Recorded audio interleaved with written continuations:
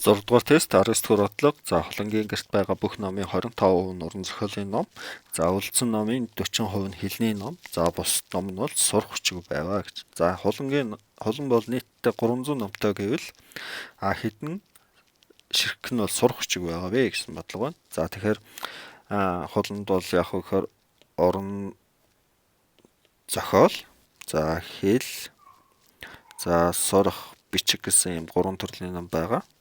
За тэгэхээр нийт номын бол 25% буюу 4/1 нь уран зохиолын ном гэсэн. За тэгэхээр уран зохиолын номны тоог бол олчиж чадна. За 300-г бол 4-т хуваагаад нэгээр үржүүлнэ гэсэн үг. За 300-г 4-т хуваагаад нэгээр үржүүлчихвэл 75 ширхэг ном байгаа гэсэн үг. За үлдсэн ном нь болохоор 300-аас 75 хасчвал 225 ширхэг ном бол уран хэл болон сурах хүчиг гэсэн үг. За тэгтээ үлдсэн номын бол 40% нь бол хэлний ном гэсэн учраас бид нар бол 225-ыг бол 100% үзчихвэл 40 нь хэд юм бэ гэд олчиж болно. За тэгээ олоод 225-аас хасаад бидний хариу гарчих хэвээр.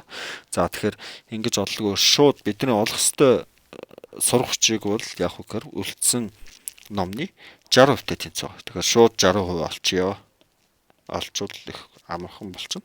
За тэгэхээр x-ийг бол олохдоо бол бид нар бол яг үгээр 225-ыг 60 дүржүүлээд 100 хуваагаад болчихно. За тэгэхээр эндээс бол x тэнцүү 135 ширхэг буюу бидний хариу бол D хариу байжээ.